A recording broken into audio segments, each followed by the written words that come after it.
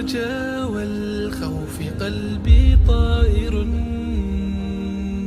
ومن اليقين النور بيض جوانحي، فوق السحاب يطير حرا مدركا نسمو كماله، للكون وجه آخر نحيا.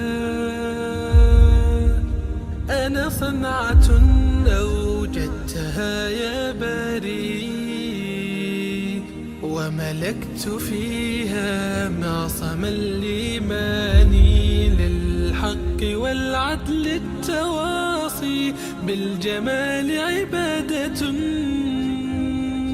حسن التأمل بالإله وصال.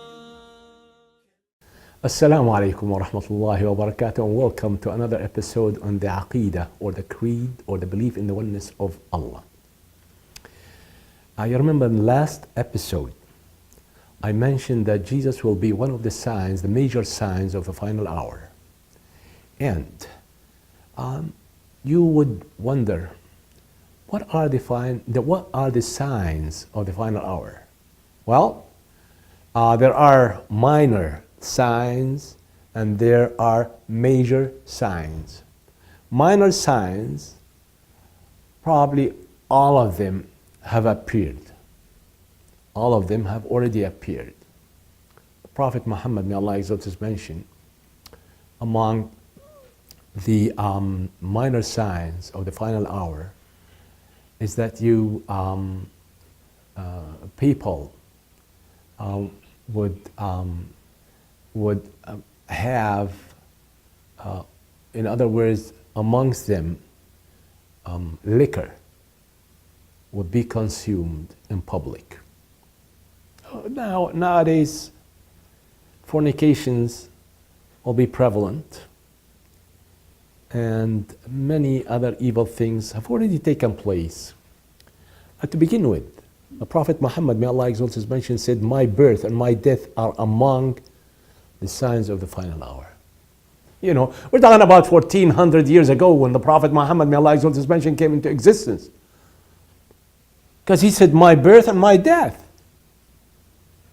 are among the signs of the final hour."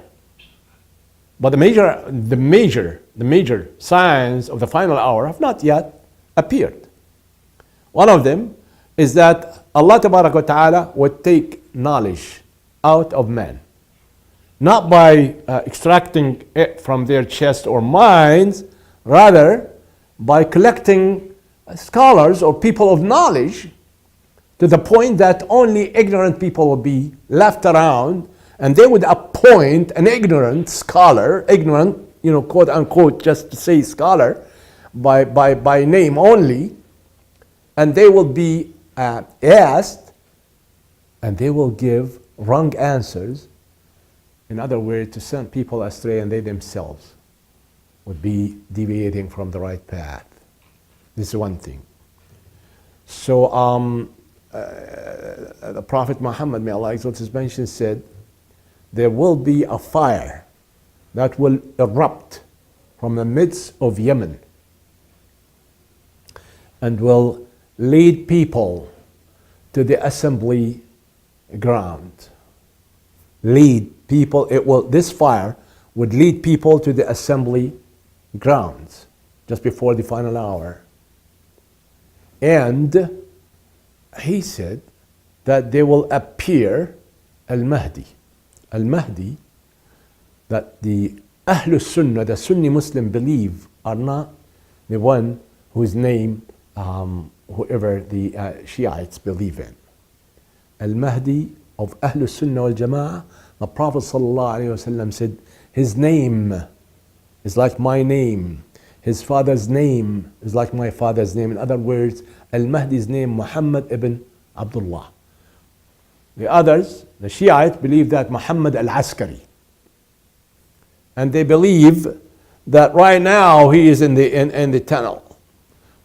We don't want to talk about this. This is something else. But we believe that Al-Mahdi, about whom the Prophet Muhammad, may Allah, talked, he will appear And his appearance will be followed by the appearance of a Dajjal, pseudo-Christ, or the false Messiah.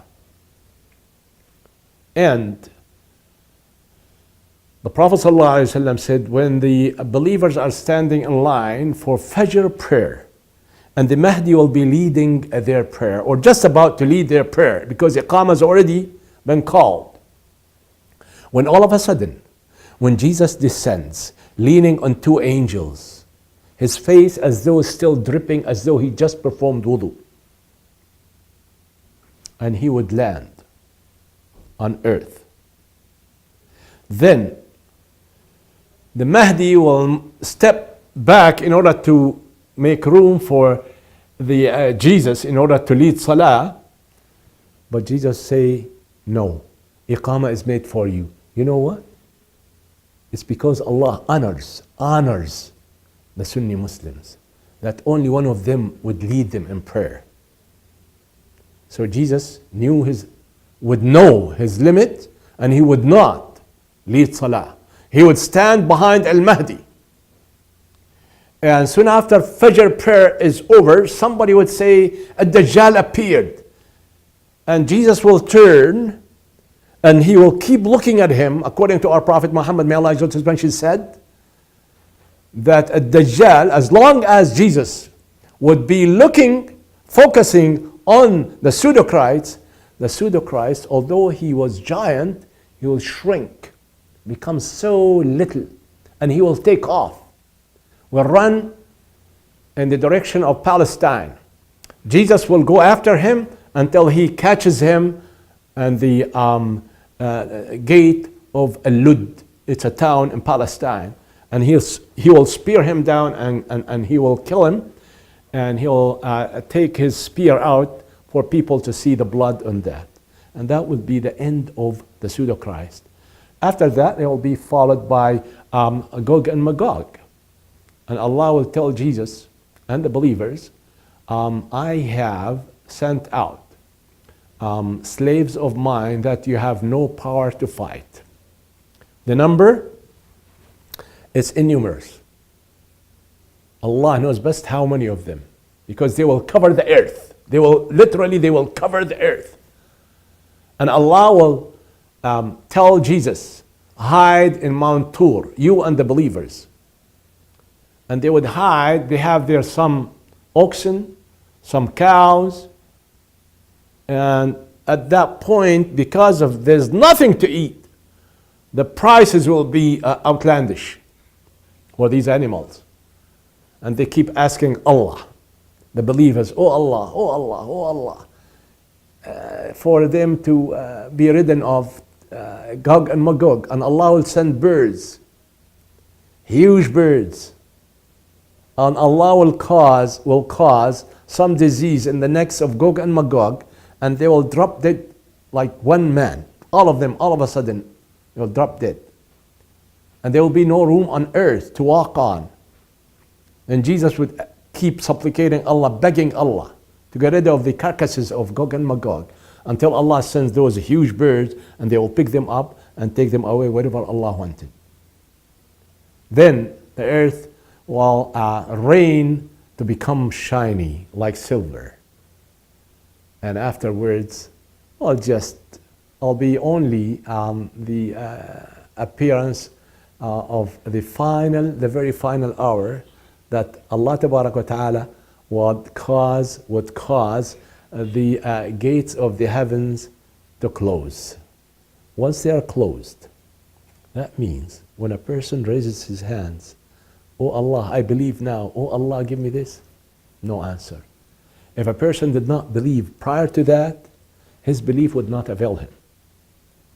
In other words, that is the end. And the sun, now the sun rises from the east and sunset and sets in the west. But at that point, the sun will rise from the west. The Prophet Muhammad, may Allah exalt his mention, said, the sun every night, it comes and prostrates itself before the throne of Allah and seeks the permission of Allah to rise. And Allah, now of course, He keeps giving her permission to rise. But on that point, on that day, the sun will do the same thing, and Allah would command the sun to go back where it came from. It came from the west. So it will rise from the west. And that will be end. Afterwards, the first blow of the trumpet, well, all humankind, all creatures will drop dead. The second, when they rise, يوم يقوم الناس لرب العالمين, they will rise before the Rabb of the worlds. And then, that day, we'll talk about it inshallah in the next episode. That day will be 50,000 year long. I'm talking about 50,000 year long. One day. It will be 50,000 year long, and the sun will be just 1 mile up. 1 mile up. You know what does that mean? Everybody will be sinking in his own perspiration, in his own sweat, each according to his deeds. Some of them will be sinking up to their ankles, some of them up to their knees, some of them up to their waists. And some, the sweat will be high to reach the mouth. They would have enough space, barely space enough for breathing. That will be for how long? 50,000 years. Brothers and sisters, when it gets hot here or in your country, wherever you're living, you just can't wait to go indoors. Or places where they have air conditioning. On the day of resurrection, no air conditioning, nothing. The sun will be 1 mile away. And even some scholars interpret that mile in Arabic, it is al-mail. Al-mail is the short stick that we put in eyeliner. You know that short stick that put it in the bottle where the eyeliner to that Allah knows best. Either this or 1 mile distance. We don't know. But we ask Allah Tabarak wa Ta'ala that to show us mercy on that day. Inshallah, we'll be talking about this in details in the next episode, inshallah. Until then, Assalamu alaikum wa rahmatullahi wa barakatuh.